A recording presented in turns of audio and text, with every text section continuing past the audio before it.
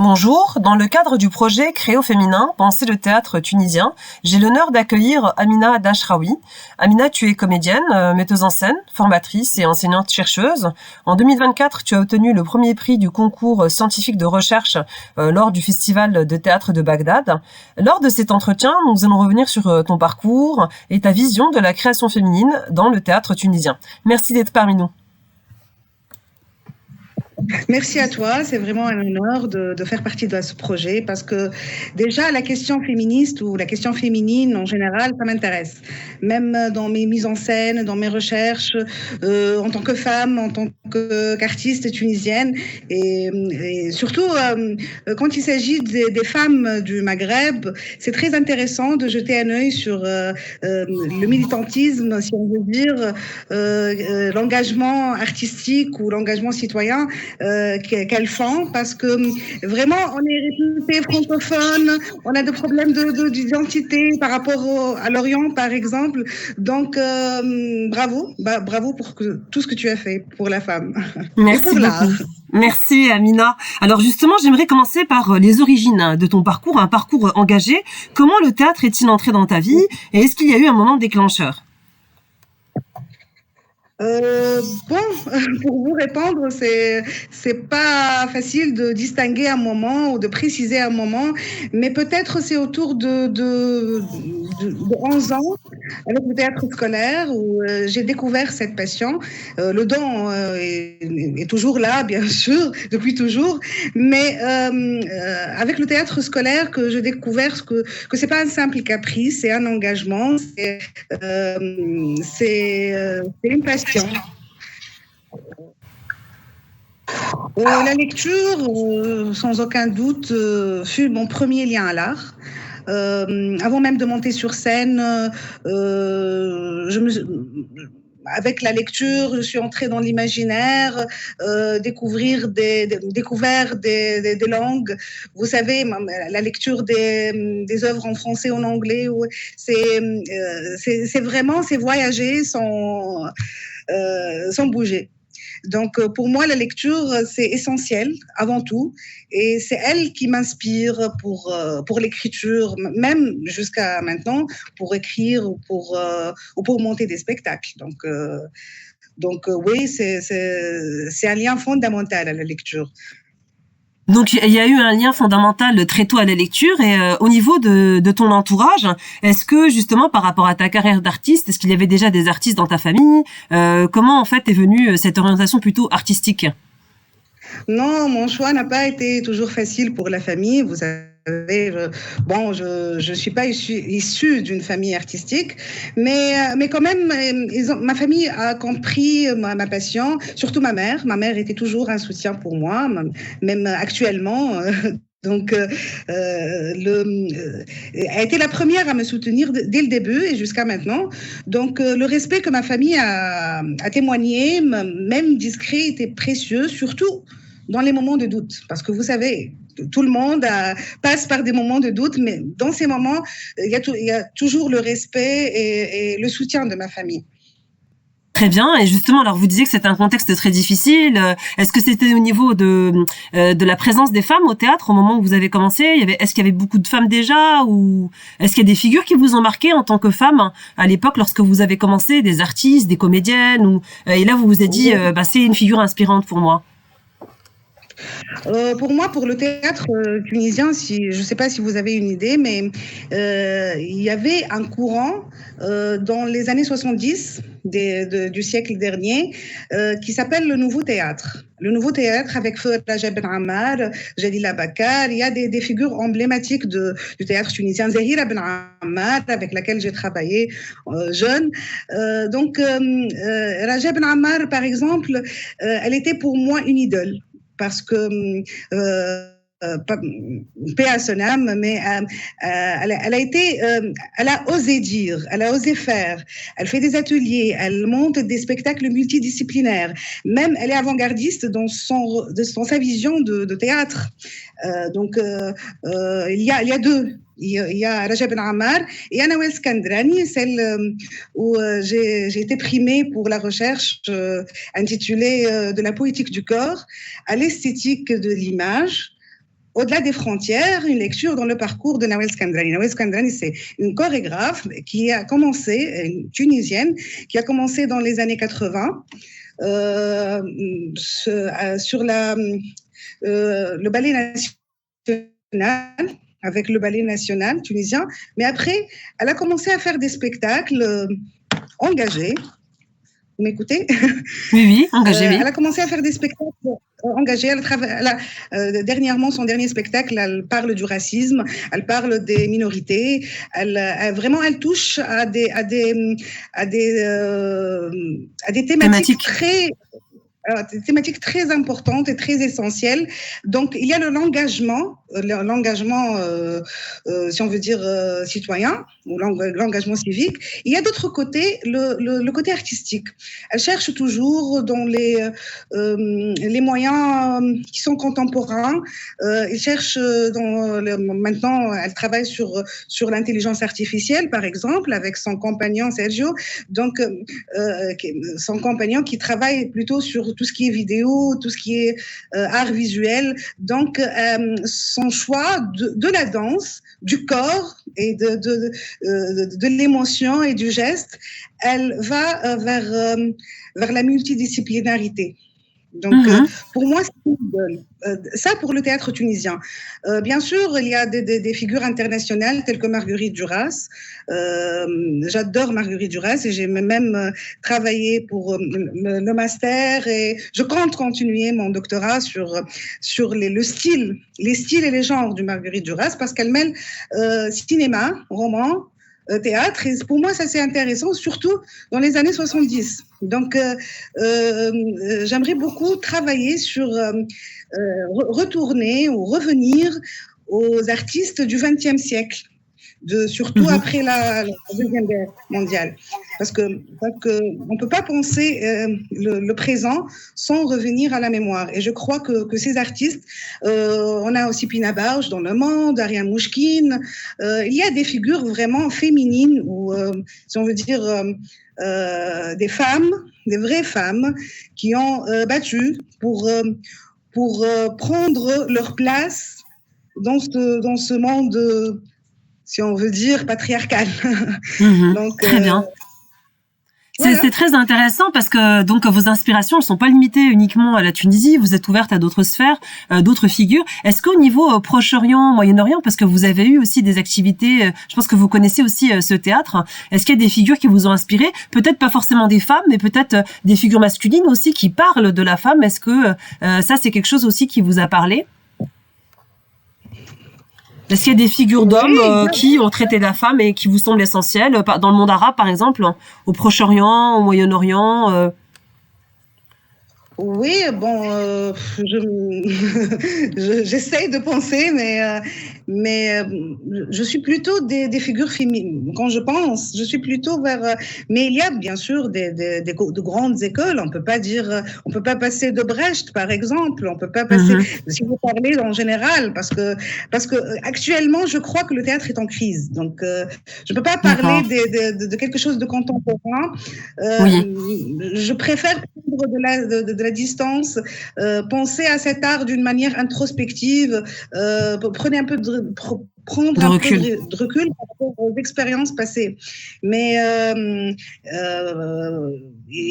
bien sûr, il y a beaucoup de créateurs, on a Souleymane Bassem par exemple, il vient de Koweït.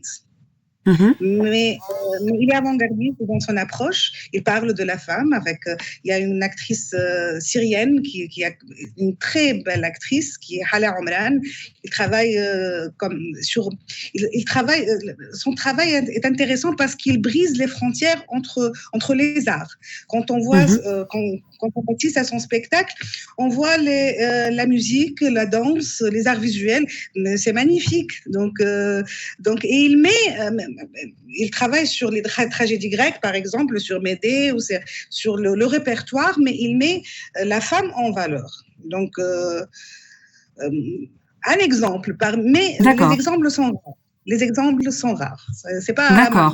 On parle des cas exceptionnels, mais on ne peut pas parler d'une école, par exemple, arabe ou orientale. Ça, c'est mon point de vue personnel.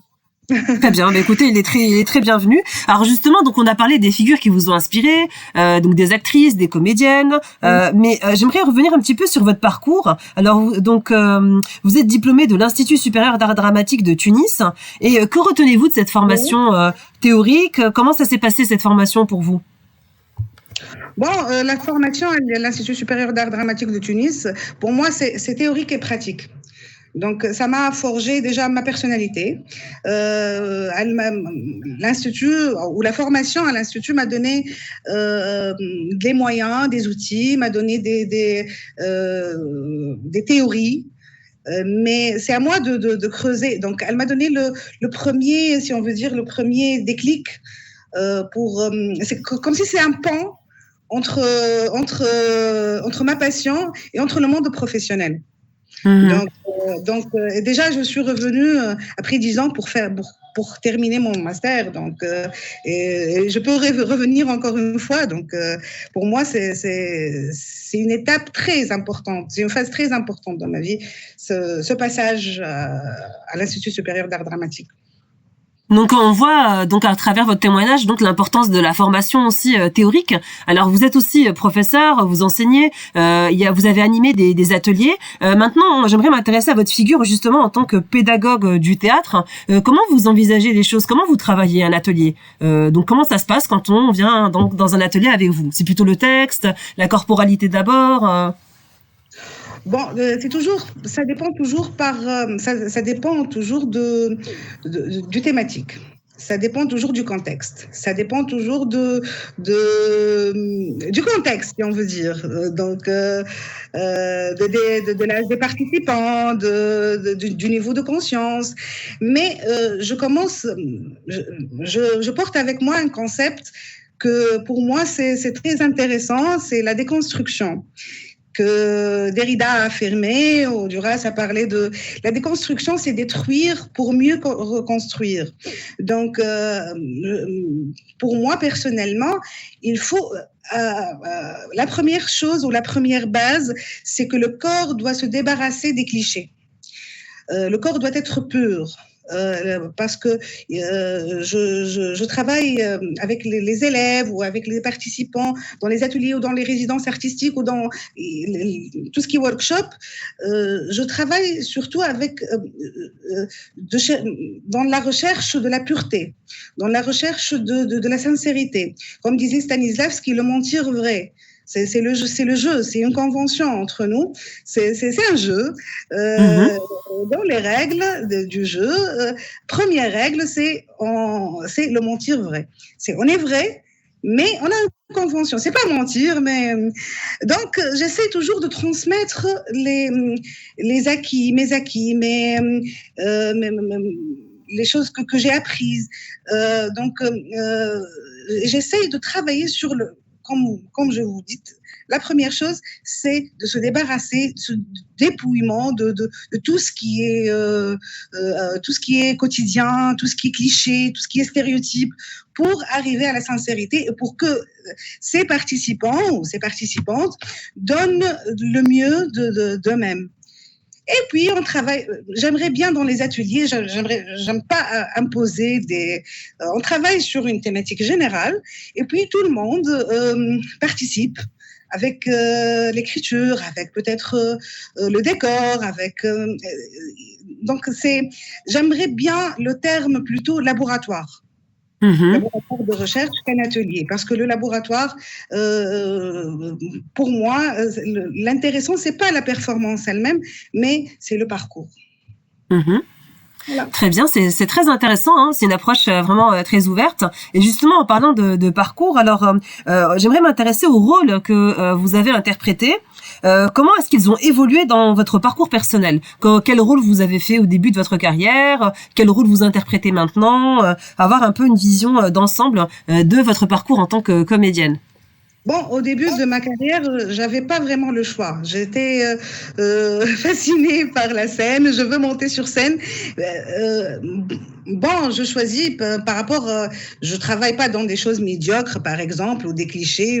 Je choisis, mais pas dans la profondeur de maintenant. Maintenant, je Mhm. cherche la profondeur, je cherche la pureté, je cherche la recherche en elle-même. Je veux apprendre de l'expérience. Je veux être dans des rôles compliqués. Ou, Mhm.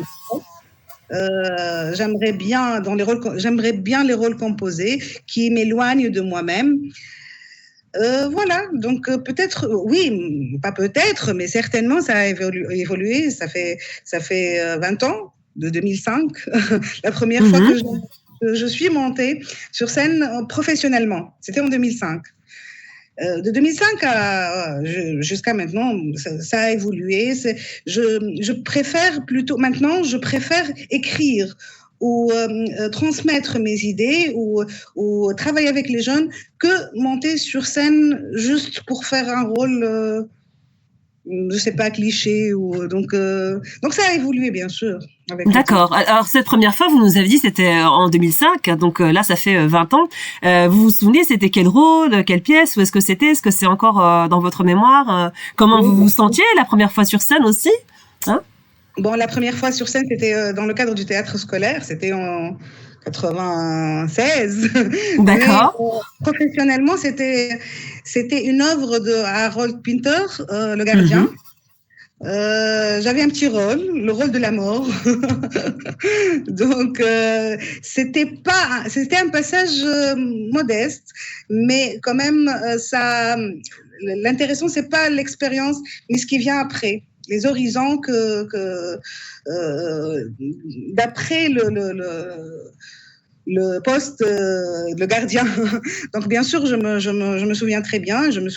J'étais encore jeune, j'avais pas cette conscience. Comme je vous dis, j'ai voulu, j'ai voulu pratiquer ma passion. C'est tout. Mhm. Mais après, c'est pour ça que je vous dis, la formation académique est très intéressante parce que ça ouvre les esprits, pour moi, ça a changé. Ça a changé petit à petit, ça a évolué dans ma tête. Non, c'est pas le simple fait de monter sur scène. Non, la question est plus profonde que ça. Profonde. Oui. Et justement, vous avez dit alors ça a évolué parce que ça a évolué aussi par rapport à votre formation.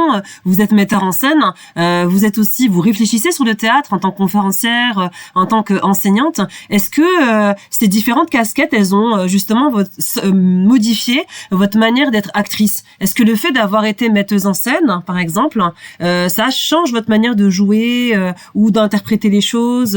Parce que vous avez parlé aussi de l'écriture, vous écrivez des textes aussi. Est-ce que vous pouvez un petit peu développer ce point-là? Bon, c'est un piège. La mise en scène et toutes ces casquettes, c'est un piège.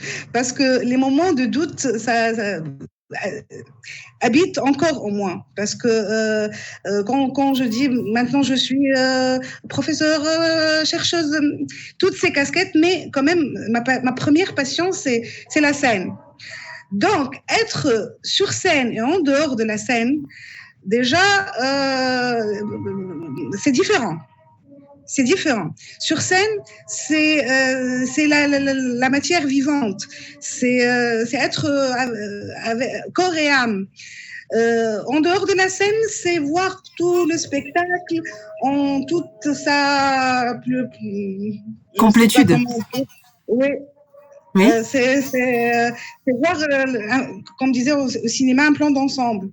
Donc, Mhm. peut-être être comédien, c'est un peu le confort par rapport au metteur en scène. Pour les ateliers, c'est autre chose. C'est une énergie avec le côté théorique. Ça a changé en moi beaucoup de choses parce que j'avais toujours la question comment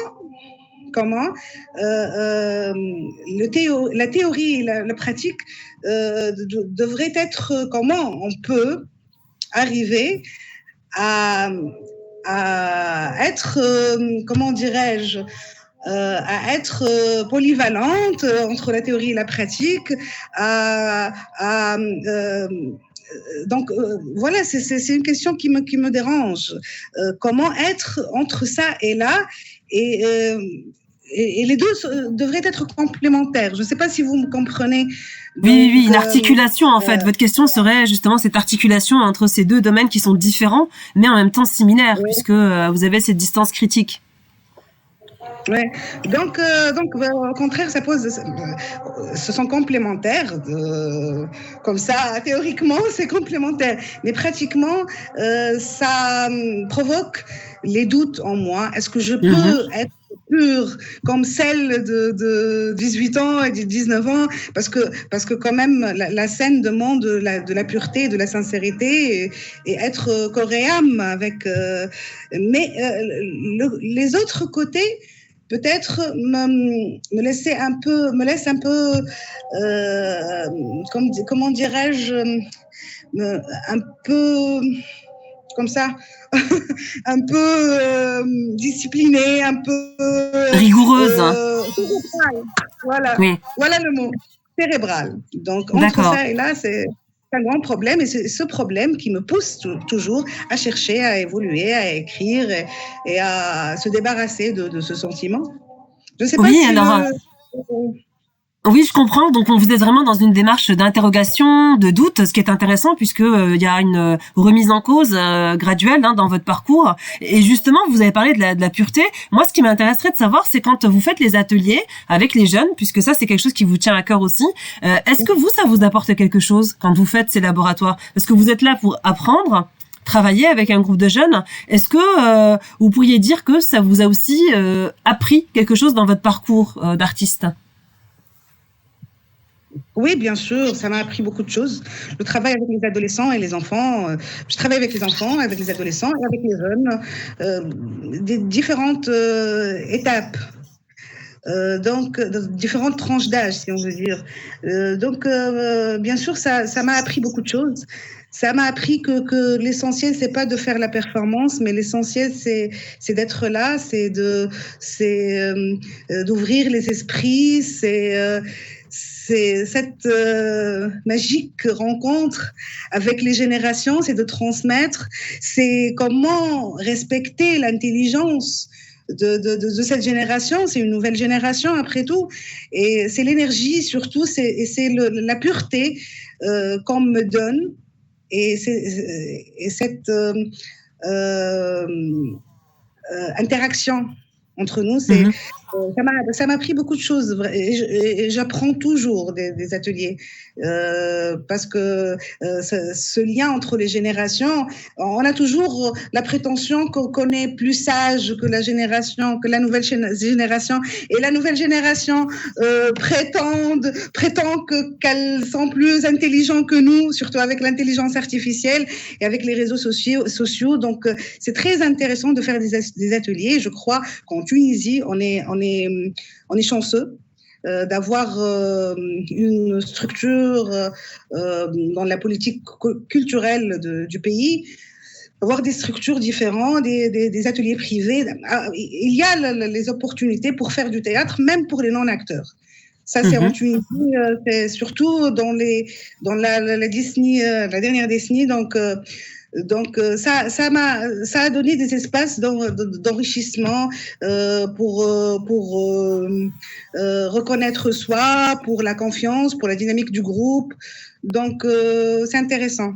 C'est intéressant de faire le théâtre pour tout le monde. Pour moi, j'aimerais bien que le théâtre soit dans tous les coins du monde. Alors c'est très intéressant, Amina, parce que justement là vous parlez d'un élément qui moi m'intéresse, c'est les structures, le fait qu'effectivement en Tunisie il y a eu une ouverture plus importante que dans d'autres pays, par exemple par rapport au théâtre. Est-ce que c'est récent? Est-ce que c'est dû à des événements particuliers ou à une dynamique qui était déjà ancrée dans le pays? Comment vous expliquez en fait que justement il y ait eu un accès plus simple, par exemple, au théâtre, et puis qu'il y ait aussi des structures, des endroits où les jeunes, vous quand vous étiez jeune et aussi les jeunes aujourd'hui, puissent accéder à ces espaces? Je crois que c'est historique. Depuis le gouvernement de Béchir Benkem, dans l'époque de Bourguiba, si on revient aux années 80, donc c'était la conscience de faire inclure cet art, de l'importance de cet art. C'était un peu précoce pour nous comme peuple du troisième monde, si on veut dire. Donc c'était toute une politique culturelle du pays. C'est installer les festivals. C'est aussi, on a la matière, l'éducation théâtrale. Ça s'enseigne dans les écoles, dans les collèges. Dans l'étape, la phase préparatoire, donc ça c'est intéressant. J'ai pas vu ça dans le monde arabe. C'est particulier en Tunisie, donc même dans le Grand Maghreb. Donc ça c'est intéressant. Il y a aussi les espaces privés partout. Il y a la politique du ministère des Affaires culturelles qui subventionne les jeunes.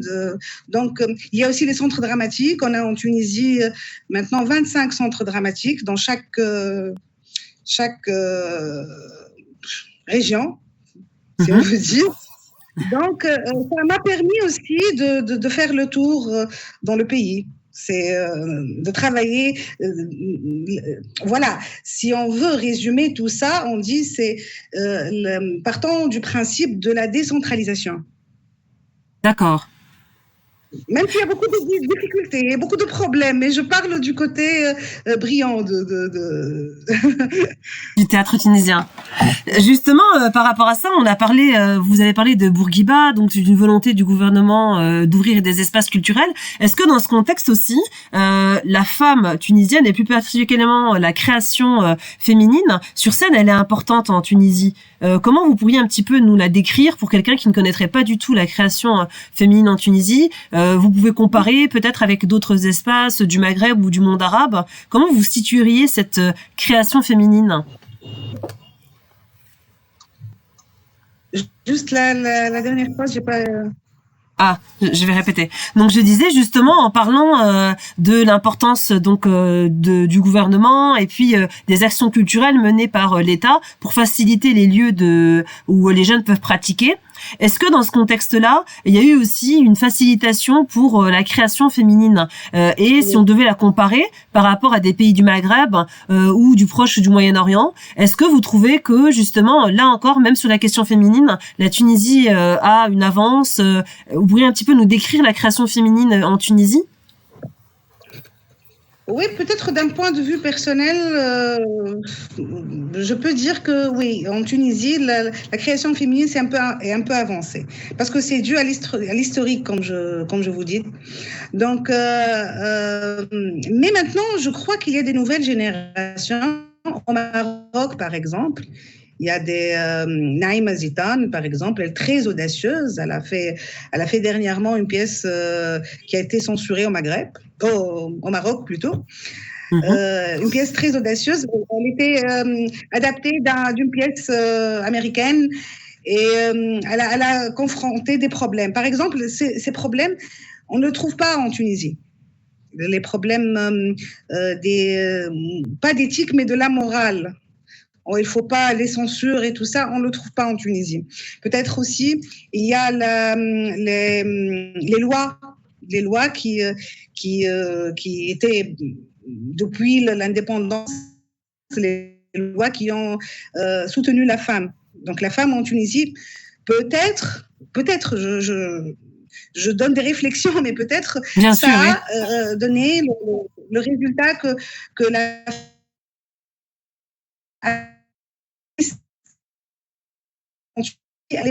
pays, surtout en Orient, surtout par rapport à l'Orient. Mais toujours, il y a des générations, il y a des femmes qui osent dire, il y a des femmes qui créent. Donc, que ce soit au Maroc, en Algérie, peut-être si on parlait du Grand Maghreb, la Libye, la Mauritanie, c'est un peu décalé par rapport au Maroc et l'Algérie et la Tunisie. Je crois, que la femme en Tunisie est un peu avancée, comme je vous dis, par rapport aux lois du pays, par rapport quand même aussi à la révolution. Et la révolution peut-être nous a libérés un peu. Par exemple, moi j'ai fait dernièrement une pièce de théâtre sur le harcèlement sexuel à l'université. C'était ma mise en scène et ma dramaturgie à travers d'autres références, à la base d'autres références. Mais si c'était avant la révolution tunisienne, je ne pourrais pas faire ça. Donc, il y a des opportunités au pays qui ont poussé à ça, qui ont permis d'avoir des jeunes femmes qui parlaient.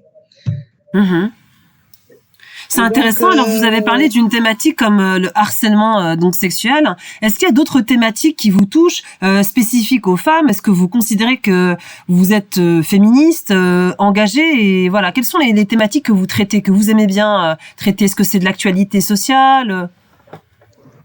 Je me pense, oui. Ouais, bon, je ne me considère pas féministe dans le sens militante fermée, dans le sens de ce militantisme, non, du tout. Moi, je parle avec la langue du théâtre, et le langage du théâtre, et le langage du théâtre est un langage universel, donc je parle avec les paroles que je connaisse. Mais je suis intéressée par la cause féministe, comme intéressée par les causes humanistes, comme je dois dire non au racisme, je dois dire non beaucoup des thématiques, si on veut dire, dans l'humanité, qui plongent dans l'humanité, parce que c'est notre rôle. Peut-être parce que je suis une femme, il y a le regard subjectif. Il y a les obstacles personnels que j'ai trouvés dans mon parcours. Par exemple, la femme, même si la Tunisie est un pays avancé, développé, tout ça, mais il y a toujours, quand la femme est dans une position de leadership, dans une position de leadership, elle trouve des difficultés. Elle est toujours limitée dans les yeux de la société. Donc, c'est un problème social qui est dans tout l'historique socio-culturel du pays, du monde arabe en général. On est développé, on est ouvert sur la francophonie, sur les pays développés, sur l'Europe, mais on a toujours cette vision limitée qui limite la femme. Qui ne laisse pas la femme avancer, qui ne laisse pas la femme oser dire. Dernièrement aussi, j'ai fait une résidence artistique. J'étais mentor d'une résidence artistique proposée par un organisme qui parle de travail de soins non rémunérés. Le travail de soins non rémunérés, j'ai fait un workshop avec les jeunes. Et on est sorti avec un petit spectacle qui s'appelle Intouchable. On parle j'ai parlé de l'égalité entre les genres, si on veut dire. On dit maintenant l'égalité entre les genres. On ne dit pas égalité homme-femme parce que il y a d'autres genres, il y a des minorités qui nécessitent qu'on parle d'eux. Donc on a monté ce spectacle, on parlait des tâches ménagères, même les tâches ménagères, les détails de la vie. Pourquoi ça va de soi, la femme doit subir, et puis ça a amené à la violence conjugale, par exemple. Donc on a travaillé sur ça, ces détails qui est non valorisé. La femme fait beaucoup de choses, mais personne ne valorise. Quand si ça va de soi, c'est un devoir. On a parlé de ça d'après des situations de la société. J'aimerais toujours avoir de l'humour dans ce que je fais parce que c'est quand même on fait quelque chose d'artistique. Le réel parfois il est sombre, mais pour moi, je dis tout ça. Pour moi, c'est le théâtre est un espace d'engagement civique. Femmes, hommes, êtres humains, il doit parler de la société, il doit parler peut-être il commence par le local pour aller vers l'universel. Voilà. C'est très intéressant. Alors, vous nous avez parlé donc des femmes engagées, des femmes qui avaient un leadership et des freins auxquels elles pouvaient être confrontées. Alors, c'est des freins de quel type? De subventions, d'accès à des espaces? Quelles sont en fait les difficultés pour qu'on puisse se rendre compte un petit peu auxquelles les femmes peuvent être confrontées quand justement elles atteignent une position de leadership, de meneur d'un projet, etc. C'est toujours le masculinisme ou cette domination masculine qui limite la femme. Donc, dans tous les domaines, je parle de mon expérience, par exemple, à la tête d'un festival. Tout le comité étaient des hommes. Ah oui, d'accord. Ouais. Donc, ça m'a poussé à démissionner. Pourtant, c'était pour moi, c'était un festival très intéressant. L'ancien festival à l'échelle africaine et arabe pour sa spécialité qui était le théâtre pour enfants. C'était une expérience très riche, mais en même temps, ça m'a épuisée. Ça m'a épuisée parce qu'il y a toujours ce regard, enfin, elle est une femme. D'accord. Ce qu'on veut et il y a aussi dans notre pays la femme est peut-être un cadre, juste un cadre et pas on ne respecte pas la femme en tant que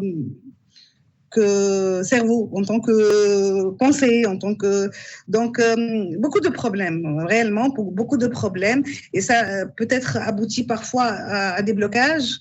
Donc, mais d'un autre parti, ça pousse à réagir, à dire non, je suis pas en marge de tout ça. J'ai ma pensée libre et j'ai ma liberté de penser. Voilà. Alors oui, c'est très intéressant. Merci pour cet exemple qui nous permet de comprendre un petit peu mieux. Est-ce que parmi justement les jeunes générations, les jeunes filles avec lesquelles vous travaillez, vous pensez que il y aura un engagement plus fort parce que c'est quand même un acte militant de dire je démissionne parce que justement il n'y a pas une représentation assez conséquente des femmes. Est-ce que vous pensez que les jeunes générations vont s'engager vers cette revendication plus paritaire? Hommes-femmes ou d'autres genres, ou est-ce que vous considérez que vous n'avez pas perçu ça avec les jeunes avec qui vous avez travaillé? Est-ce que d'après vous, ces jeunes vont continuer ce combat? Ça coupe, je ne sais pas. Alors donc c'est très bien. Donc vous avez parlé de la partie donc du fait que vous avez souhaité démissionner d'un festival car il n'y avait pas une représentation assez conséquente de femmes. C'est un acte quand même marquant, assez militant. Est-ce que parmi les jeunes avec lesquels vous travaillez, vous avez l'impression que les choses vont bouger avec cette jeune génération en termes de représentation plus importante des femmes dans la création? Ah, vous parlez de la nouvelle génération? Oui. Est-ce que vous pensez que cette génération, c'est une génération, comment vous l'avez senti? Est-ce que c'est une génération qui justement va lutter pour cela ou au contraire, il n'y a pas vraiment d'engagement? Au contraire, la nouvelle génération vraiment porte l'engagement avec peut-être la liberté d'expression. Les femmes, ou bien les jeunes femmes d'aujourd'hui savent parler, savent se défendre, et ça c'est important parce que je l'ai senti après ma pièce de théâtre, Charla, cette pièce qui parle du harcèlement sexuel, les retours des jeunes femmes, parce que ma pièce de théâtre c'est une rencontre, c'est un duo entre un professeur universitaire et une étudiante. Donc, j'ai voulu parler justement de ces jeunes filles qui ont un problème de communication. J'ai voulu parler de l'université en général, de cet acte de harcèlement, de cet abus de pouvoir. Parce qu'il est homme, parce qu'il est professeur, il est protégé de l'administration et tout ça. Et j'ai voulu, ce qui est bien, il y avait beaucoup de retours, surtout des femmes, des témoignages. Après chaque spectacle, j'ai fait le débat. Donc, il y a des retours même intimes. Ça m'a encouragé à parler. Merci. Donc ça, c'est important. Ça était l'occasion de découvrir ces jeunes, même pas pour travailler, de découvrir le public. Parce qu'en fait, enfin, c'est notre devoir d'attirer le public le maximum. Donc, ce public, ces jeunes femmes, même ces hommes, il y a aussi quand même, pour ne pas oublier, il y a la masculinité positive. Il y a des hommes qui sont féministes plus que les femmes et qui comprennent le message. Et je crois que la nouvelle génération est vraiment mieux que nous, mieux que notre génération. Peut-être c'est dû aux réseaux sociaux et à cette ouverture, cette révolution technologique qui a donné l'opportunité d'être ouvert. Il y a partout ces problèmes. Donc oui, je crois que l'avenir est mieux que le passé. D'accord, c'est très positif. C'est très positif comme vision. Donc un théâtre plus ouvert, un théâtre plus en adéquation aussi avec les préoccupations sociales, un théâtre aussi ouvert aux médias, aux réseaux sociaux. Donc c'est ce qu'on retient un petit peu. Maintenant, j'aimerais revenir pour cette fin d'entretien sur un rêve que vous n'auriez pas réalisé sur scène. Est-ce que vous avez un rêve que vous n'avez pas encore réalisé et que vous souhaiteriez réaliser sur scène? Beaucoup de rêves. Il y en a beaucoup. Bon, il y a 2 rêves, si je veux préciser. Le premier rêve, c'est de monter sur scène en monodrame. Et j'ai très peur pour ce pas. J'ai écrit des textes, mais j'ai pas encore l'audace de... Vous savez, le théâtre, c'est un acte collectif, donc c'est pas facile. Je veux vraiment monter un monodrame où je me trouve face à face à moi-même. Un monodrame personnel, mais en même temps où il y a une profondeur, où le théâtre, vous savez, c'est l'art de l'ici et maintenant, donc c'est pas facile, c'est un rêve Inch'Allah, ça va réaliser un jour.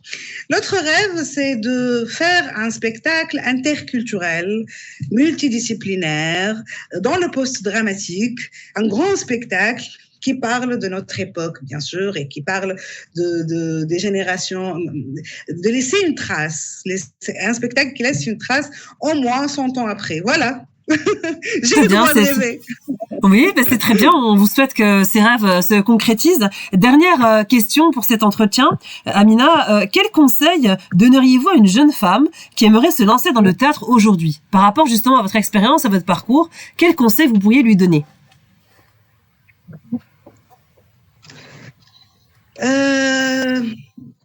Beaucoup de conseils, mais je peux résumer. Sois toi-même. Ose faire, ose dire, dis non, je ne suis pas en marge de quelque chose, je suis au cœur de toute chose et je peux faire. Voilà. Merci beaucoup Amina pour ces conseils et ces mots forts et merci d'avoir participé au projet Créer au féminin, Penser le théâtre tunisien, un projet qui je l'espère sera utile pour les personnes qui s'intéressent au théâtre contemporain et plus particulièrement au théâtre tunisien. Merci à vous, c'était très intéressant et à très bientôt Inch'Allah. Merci beaucoup. Merci.